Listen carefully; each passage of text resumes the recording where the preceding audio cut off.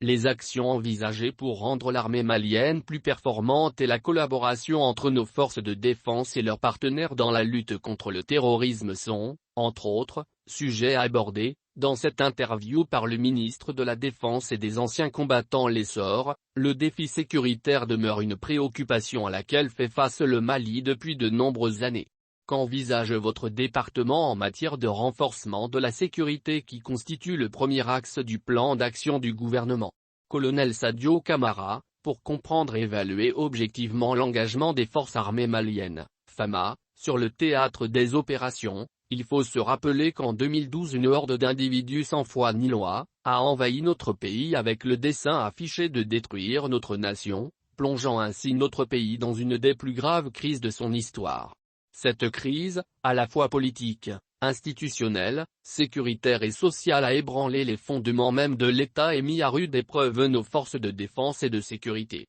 Elle a aussi et surtout révélé de profonds dysfonctionnements de notre outil de défense qu'il fallait impérativement et urgemment corriger pour reconstruire notre armée, la moderniser et l'adapter aux besoins de sécurité du pays, afin que ce qui est arrivé, ne se produise plus jamais. C'est dans ce cadre que les autorités du pays ont ouvert un vaste chantier de reconstruction des forces armées avec comme objectif prioritaire, assurer efficacement la défense du territoire national et de la population, réussir les missions de sécurité publique, performer dans les opérations militaires spéciales, protéger les institutions publiques et protéger les populations contre les risques ou fléaux de toute nature et contre les conséquences d'un conflit éventuel. La réalisation de ce vaste et ambitieux chantier de reconstruction de notre armée, on peut le deviner facilement, prendra du temps et nécessitera des sacrifices humains, matériels et financiers énormes que l'État s'est engagé à mobiliser. Cet investissement important, malgré les difficultés économiques et les moyens limités de l'État et malgré le contexte hostile marqué par des attaques répétées contre ses bases, a permis aux forces armées maliennes de prendre le chemin du renouveau, disposant aujourd'hui des ressources humaines, matérielles et financières suffisantes pour mener à bien sa mission de protection et de stabilisation du territoire. Décidé à poursuivre cet investissement vital pour le pays, le département chargé de la défense, grâce à l'appui du gouvernement, a fini d'élaborer une deuxième génération de la loi d'orientation et de programmation militaire, LORM, qui permettra de consolider les acquis et de renforcer toutes les capacités opérationnelles de l'armée avec un effectif plus important, avec plus d'acquisition d'équipements, plus de formation et d'aguerrissement des hommes, entre autres. Pour revenir à la question de savoir ce qu'envisage le département chargé de la défense, pour le rétablissement de la sécurité sur toute l'étendue du territoire conformément à l'axe N-1 de la feuille de route de la transition et du programme d'action du gouvernement, je commencerai par dire que les forces armées maliennes ont une conscience très élevée de cette mission que la nation attend d'elles pour la réussite de la transition. Si, toutes les années de crise 2012-2020 ont été pour les FAMA des années opérationnelles particulièrement denses et continues, dans la lutte pour le retour de la paix et de la stabilité dans le pays, 2021-2022 sera encore plus exigeante et plus difficile, puisqu'il s'agira en plus de ces missions régaliennes, d'accompagner et de sécuriser le processus électoral engagé, dont dépendra la construction du Mali nouveau que tous les Maliens appellent de leur vœu. Notre pays, comme vous le savez, est très vaste avec un relief parfois hostile. Ceci explique pourquoi le maillage territorial par les forces est insuffisant, l'armée ne disposant pas encore de toutes les capacités lui permettant d'être partout et en même temps dans toutes les localités du pays. Pour faire face à cette contrainte, nous avons adopté une posture engagée, dynamique et adaptée au contexte qui nous permet de déployer suffisamment de forces de façon progressive, dans les zones affectées par l'insécurité, afin de détruire les groupes armés terroristes, leurs camps d'entraînement, leurs dépôts logistiques, et les chasser des zones qu'ils occupent pour y installer les forces de sécurité et faire face à l'insécurité résiduelle.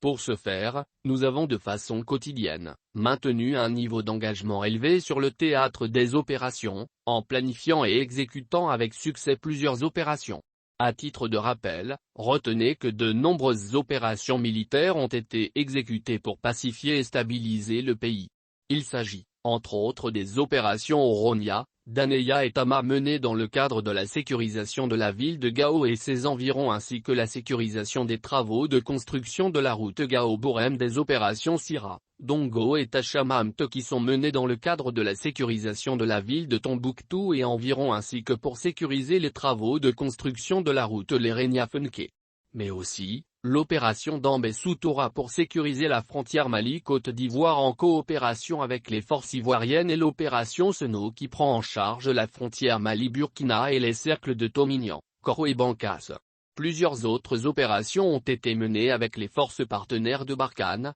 de la MINUSMA et des pays voisins. Des opérations militaires conjointes transfrontalières communément appelées ZOMCT sont menées dans le cadre du G5 Sahel. On peut noter aussi l'opération Soudou Baba qui a regroupé les unités du Mali, du Niger et de la force Barkhane. Une autre OMCT est en cours de préparation et devrait concerner le Mali et la Mauritanie. Au-delà de ces opérations, à travers lesquelles nos forces armées prennent l'initiative pour assurer le contrôle du territoire, nous assurons l'escorte des convois sur les axes routiers. Nous offrons aux populations en difficulté ou affectées par la crise, des services militaro-civils pour soulager leurs souffrances. Je comprends les multiples interrogations des populations face à la récurrence des attaques terroristes, malgré l'importance des troupes engagées sur le terrain et les immenses ressources matérielles et financières engagées. Mais, elles doivent comprendre que nous sommes dans une guerre asymétrique, une guerre qui ne répond à aucune norme et ne respecte aucune règle d'une guerre classique, dans laquelle l'ennemi ne recule devant rien y compris les violations des droits, la violence contre les civils et la manipulation, pour assouvir leurs desseins criminels. Nous sommes préparés à cela et sommes résolument engagés à y mettre fin. L'essor, quel est l'état d'esprit des forces armées maliennes aujourd'hui? Que peut-on retenir comme action menée par les FAMA au cours du premier semestre de 2021? Colonel Sadio Camara, la force et l'engagement d'une armée se jouent aussi et surtout au niveau mental des hommes. Ceci est incontestablement un facteur multiplicateur de la montée en puissance des forces. Sur ce plan, beaucoup d'actions ont été initiées et ont porté des fruits. Il s'agit, entre autres, de l'adoption d'une politique volontariste de recrutement qui a permis d'améliorer et de rajeunir les effectifs, de la moralisation et la décentralisation du recrutement qui ont permis de recruter essentiellement des hommes et des femmes qui ont choisi volontairement le métier des armes et qui en ont la vocation. En plus, la relecture du statut général des militaires a permis d'octroyer des avantages inédits aux militaires, 10 ans de salaire aux ayants droit des militaires tombés en opération ou en mission commandée,